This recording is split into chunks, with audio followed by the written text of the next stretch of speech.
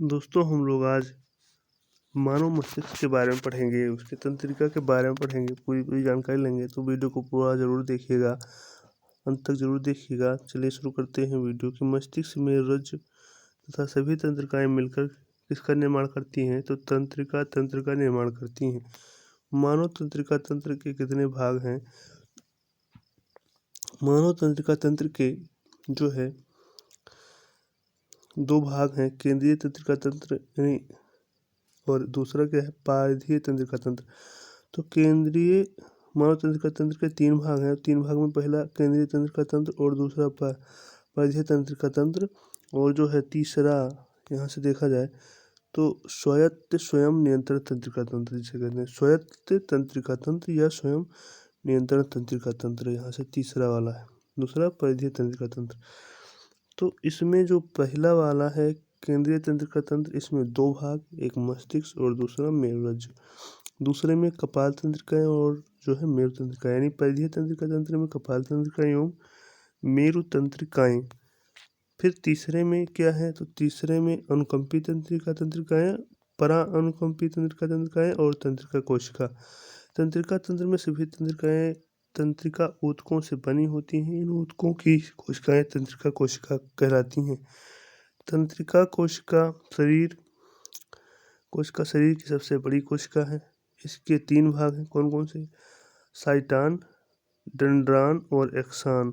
यह 3 भाग तंत्रिका कोशिका के ही, यानी तंत्रिका कोशिका शरीर की सबसे बड़ी कोशिका है और इसके 3 भाग हैं, साइटान, डेंड्रान और एक्सान। इसको आप लोग याद करने हैं। केंद्रीय तंत्रिका तंत्र, यानी जो केंद्रीय तंत्रिका तंत्र होती है उसके बारे में पढ़ेंगे। तो ये मस्तिष्क होता है। क्या होता है? मस्तिष्क। मस्तिष्क का भार जो है 1.4 किलो या 1400 ग्राम होता है। यह ज्ञात ब्रह्मांड की सर्वाधिक जटिल संरचना है। ये संपूर्ण शरीर पर नियंत्रण करता है, यानी जो मस्तिष्क होता है वो शरीर के सभी अंगों पर नियंत्रण करता है। मस्तिष्क तथा मेरुरज्जु के चारों ओर आवरण पाया जाता है, जिसे मस्तिष्क आवरण या मस्तिष्क झिल्लियां कहते हैं, जो मस्तिष्क को बाहरी आघातों से बचाती हैं। ये तीनों स्तरों पर होता है, दृढ़ तानिका और जाल तानिका और मृदु तानिका। अब मस्तिष्क के भाग पढ़ते हैं। मस्तिष्क के भाग कितने होते हैं? क्या? मस्तिष्क के भाग, अग्र या प्रमस्तिष्क, सेरिब्रम जिसे हम हेमिस्फीयर, प्रमस्तिष्क गोलार्ध, जो 80 से 85% भाग मस्तिष्क का बनाता है। यह मस्तिष्क का सबसे बड़ा भाग है। कार्य: सोचने, विचारने, बौद्धिक क्षमता, ज्ञान, चेतना आदि का केंद्र मस्तिष्क ही है। फिर आगे पढ़ेंगे कि डायनसिफेरान से हम अग्र पश्च मस्तिष्क कहते हैं। हाइपोथैलेमस भाग पाया जाता है, में हाइपोथैलेमस भाग पाया जाता है, जो भूख, प्यास, निद्रा, थकान, ताप का ज्ञान करवाता है। यानी जो हाइपोथैलेमस मस्तिष्क का भाग है वो हमें भूख, प्यास, निद्रा, थकान और ताप का ज्ञान करवाता है कि हमें भूख लगी है, कि प्यास लगी है, कि निद्रा है, कि थकान है, तो उसका ज्ञान हमें हाइपोथैलेमस भाग करवाता है। दोनों भागों को जोड़ने के लिए कार्पस कैलोसम पट्टी पाई जाती है, यानी अग्र और पश्च मस्तिष्क दोनों को जोड़ने के लिए जो है कार्पस कैलोसम पट्टी पाई जाती है। मध्य सेरिब्रम जो है उसे ये 4 ठोस पिंडों से बटा होता है। ऊपर 2 पिंड दृष्ट, नीचे के 2 पिंड श्रवण ज्ञात करवाते हैं। यानी जो ऊपर के 2 पिंड है, नीचे के 2 पिंड क्या करते हैं? श्रवण, यानी जो हम सुनते हैं उसको ज्ञान करवाते हैं। पश्च सेरिब्रम यानी पुष्ट मस्तिष्क जो है अनुमस्तिष्क, यह मस्तिष्क का दूसरा भाग है जो ऐच्छिक पेशियों को नियंत्रित करता है, जैसे हाथ पैर का नियंत्रण। जो सेरिब्रम है, सेरिबेलम जो है या अनुमस्तिष्क कह सकते हैं, ये हमारे हाथों पैरों को नियंत्रित करने का काम करता है।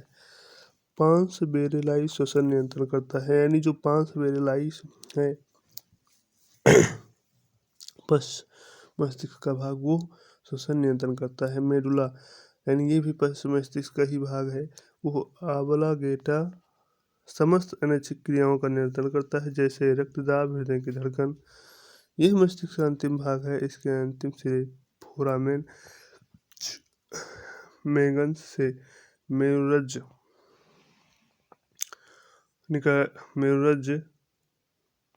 निकलती है। और मस्तिष्क का संपूर्ण भाग ठोस नहीं होता, इसमें बीच बीच में खोखले स्थान पाए जाते हैं। इसमें क्या है, खोखले स्थान बीच में पाए जाते हैं जिनको मस्तिष्क गुहाएं कहते हैं, जिनमें प्रमस्तिष्क मेरुद्रव भरा रहता है। अब मेरुरज्जु के बारे में पढ़ लेते हैं। क्या है, अब मेरुरज्जु के बारे में कुछ हम लोग जान लेते हैं।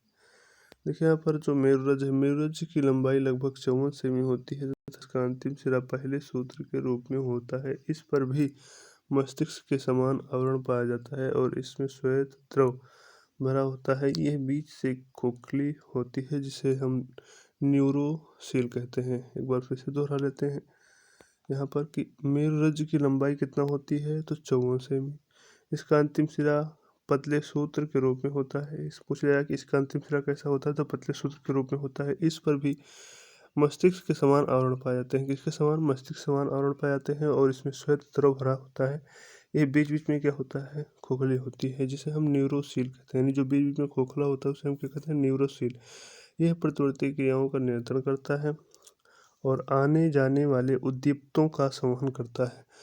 परिधीय तंत्रिका तंत्र, अब पढ़ेंगे हम परिधीय तंत्रिका तंत्र के बारे में। इसमें मस्तिष्क व मेरुरज्जु से निकलने वाली तंत्रिकाएं होती हैं, जिनमें 12 जोड़ी कपालीय तंत्रिकाएं एवं 31 जोड़ी मेरु तंत्रिकाएं होती हैं। स्वायत्त तंत्रिका तंत्रिकाएं, स्वायत्त तंत्रिका तंत्र, देखिए स्वायत्त तंत्रिका तंत्र। स्वायत्त तंत्रिका तंत्र की खोज लेंजले ने की। तंत्रिका तंत्र का यह भाग मानव चेतना से प्रभावित नहीं होता। इसके दो भाग हैं, एक अनुकंपी तंत्रिका तंत्र और दूसरा क्या है, दो भाग हैं, अनुकंपी तंत्रिका तंत्र और प्राअनुकंपी तंत्रिका तंत्र। तो अनुकंपी तंत्रिका तंत्र में क्या है, यह तंत्रिका तंत्र डर, भय, पीड़ा, क्रोध आदि प्रभावों में हृदय गति को तेज करता है। यानी जब लोगों को डर होता है, आप लोग देखे होंगे, तो धड़कन क्या होती है, तेज हो जाती है। पीड़ा में भी तेज हो जाती है और क्रोध करने पर भी क्या होती है, धड़कन हमारी जो दिल की हो तेज होता है जाती है। तो यह कार्य जो है वो कौन कराता है, तो अनुकंपी तंत्रिका तंत्रिकाएं कराती हैं। आगे पढ़ेंगे कि आँख की पुतली को फैलाता है, श्वसन दर को तेज कर देता है, यह रक्त के लाल रुधिर कणिकाओं की संख्या को बढ़ा देता है। और जो अनुकंपी तंत्रिका तंत्रिकाएं हैं, यह क्या करता है, रक्त के लाल रुधिर कणिकाओं की संख्या को भी बढ़ाने का काम करता है। अब हम पढ़ेंगे प्राअनुकंपी तंत्रिका तंत्र के बारे में। तो जो प्राअनुकंपी तंत्रिका तंत्र है, यह तंत्रिका तंत्र अनुकंपी से विपरीत होता है। यह सुख, आराम आदि स्थितियों में आँख की पुतली को सिकोड़ता है। यह लार के स्राव व पाचक रसों में वृद्धि करता है। यानी यहाँ पर देखिए दो बात दिए गए हैं। वहाँ पर जो है वो ये जो है लाल रक्त के लाल रुधिर कणिकाओं की संख्या बढ़ाता है और यह लार के स्राव व पाचक रसों में वृद्धि करता है। ये आप लोगों को याद कर लेना है। देखिए दोस्तों, यदि आप लोगों को इसी तरीके से वीडियो पाना है तो चैनल को सब्सक्राइब जरूर करें और पूरा वीडियो देखने के लिए आप सभी लोगों का तहे दिल से धन्यवाद। फिर मिलेंगे अगले वीडियो में, ऐसे वीडियो लेकर के आएंगे। दोस्तों लाइक करें, शेयर करें और दोस्तों को शेयर करें और चैनल को सब्सक्राइब जरूर करें।